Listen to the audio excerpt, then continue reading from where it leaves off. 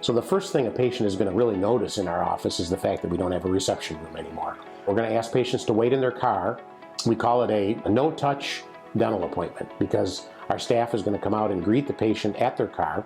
We're going to take their temperature in their car, ask a few health questions, and then we will escort them directly into the office so that the patient does not need to touch the door handles. The first thing they'll do is wash their hands when they get into the office, and they'll be escorted directly back to the operatories. There's a lot of things that we've done behind the scenes. We've got a unit hooked up in all our furnaces to purify the air. We're using 3 suction units instead of just 1 suction unit while we're working on patients. There'll be a suction device that is actually placed in the patient's mouth and it stays there. There's also another suction device that's built right into the mirror handle that the hygienist is holding.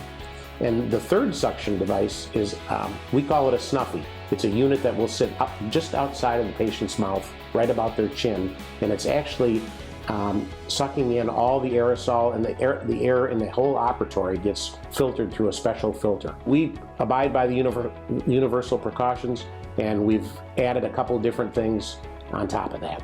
When a staff member arrives in the morning, they take their own temperature.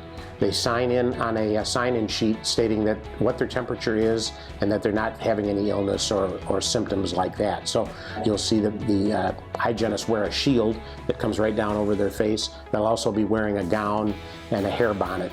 So we're not counting on one layer of protection. We're counting that all of those together get us pretty darn close to 100% purity in the office, if you will. So we can pretty much guarantee that our patients and staff will be healthy and safe, and they'll be able to keep their teeth the rest of their life.